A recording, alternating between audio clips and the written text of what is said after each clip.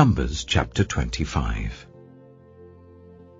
While Israel was staying in Shittim, the men began to indulge in sexual immorality with Moabite women, who invited them to the sacrifices to their gods.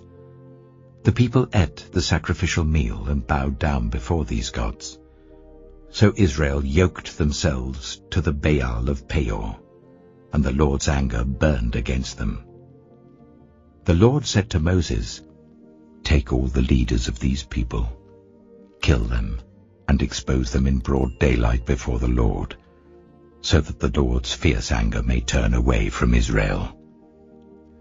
So Moses said to Israel's judges, "Each of you must put to death those of your people who have yoked themselves to the Baal of Peor." Then an Israelite man brought into the camp a Midianite woman right before the eyes of Moses and the whole assembly of Israel, while they were weeping at the entrance to the tent of meeting. When Phinehas, son of Eleazar, the son of Aaron the priest, saw this, he left the assembly, took a spear in his hand, and followed the Israelite into the tent. He drove the spear into both of them, right through the Israelite man and into the woman's stomach. Then the plague against the Israelites was stopped. But those who died in the plague numbered 24,000. The Lord said to Moses, "Phinehas, son of Eleazar, the son of Aaron the priest, has turned my anger away from the Israelites. Since he was as zealous for my honor among them as I am, I did not put an end to them in my zeal. Therefore tell him, I am making my covenant of peace with him. He and his descendants will have a covenant of a lasting priesthood, because he was zealous for the honor of his God, and made atonement for the Israelites." The name of the Israelite who was killed with the Midianite woman was Zimri, son of Salu, the leader of a Simeonite family. And the name of the Midianite woman who was put to death was Cozbi, daughter of Zur, a tribal chief of a Midianite family. The Lord said to Moses, "Treat the Midianites as enemies and kill them. They treated you as enemies when they deceived you in the Peor incident involving their sister Cozbi, the daughter of a Midianite leader, the woman who was killed when the plague came as a result of that incident." John chapter 7. After this, Jesus went around in Galilee. He did not want to go about in Judea, because the Jewish leaders there were looking for a way to kill him. But when the Jewish festival of Tabernacles was near, Jesus' brothers said to him, "Leave Galilee and go to Judea, so that your disciples there may see the works you do. No one who wants to become a public figure acts in secret. Since you are doing these things, show yourself to the world." For even his own brothers didn't believe in him. Therefore Jesus told them, "My time is not yet here. For you, any time will do. The world cannot hate you, but it hates me because I testify that its works are evil. You go to the festival. I'm not going up to this festival because my time is not yet fully come." After he had said this, he stayed in Galilee. However, after his brothers had left for the festival, he went also, not publicly, but in secret. Now at the festival the Jewish leaders were watching for Jesus and asking, "Where is he?" Among the crowds there was widespread whispering about him. Some said, "He is a good man." Others replied, "No, he deceives the people." But no one would say anything publicly about him for fear of the leaders. Not until halfway through the festival did Jesus go up to the temple courts and begin to teach. The Jews there were amazed and asked, "How did this man get such learning without having been taught?" Jesus answered, "My teaching is not my own. It comes from the one who sent me. Anyone who chooses to do the will of God will find out whether my teaching comes from God or whether I speak on my own. Whoever speaks on their own does so to gain personal glory. But he who seeks the glory of the one who sent him is a man of truth. There is nothing false about him. Has not Moses given you the law? Yet none of you keeps the law. Why are you trying to kill me?" "You are demon-possessed," the crowd answered. "Who is trying to kill you?"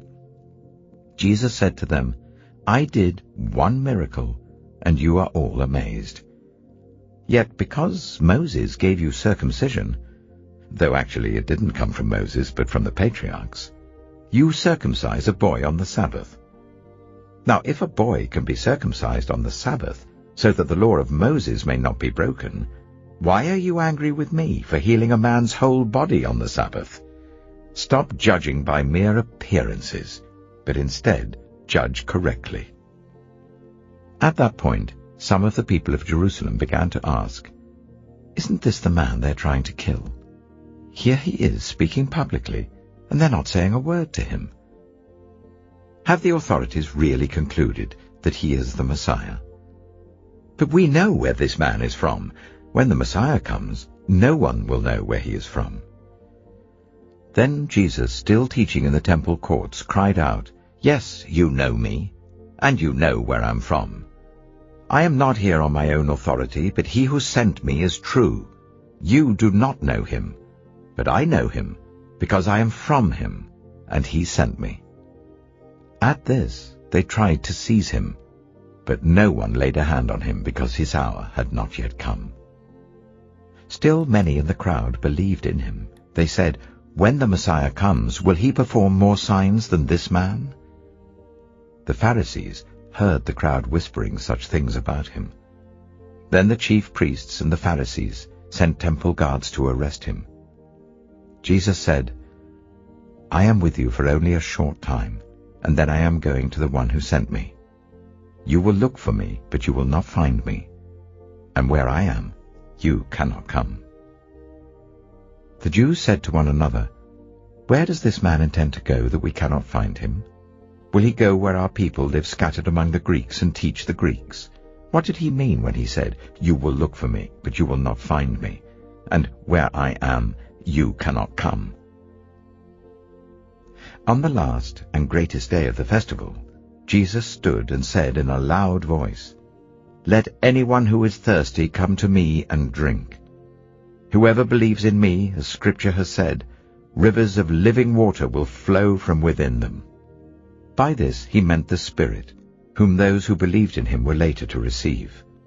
Up to that time the Spirit had not been given, since Jesus had not yet been glorified. On hearing his words, some of the people said, "Surely this man is the prophet." Others said, "He is the Messiah." Still others asked, "How can the Messiah come from Galilee? Does not Scripture say that the Messiah will come from David's descendants and from Bethlehem, the town where David lived?" Thus the people were divided because of Jesus. Some wanted to seize him, but no one laid a hand on him. Finally, the temple guards went back to the chief priests and the Pharisees, who asked them, "Why didn't you bring him in?"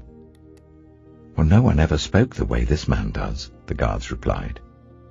"You mean he has deceived you also?" the Pharisees retorted. "Have any of the rulers or of the Pharisees believed in him? No. But this mob that knows nothing of the law, there is a curse on them." Nicodemus, who had gone to Jesus earlier and who was one of their own number, asked, "Does our law condemn a man without first hearing him to find out what he's been doing?" They replied, "Are you from Galilee too? Look into it, and you will find that a prophet does not come out of Galilee."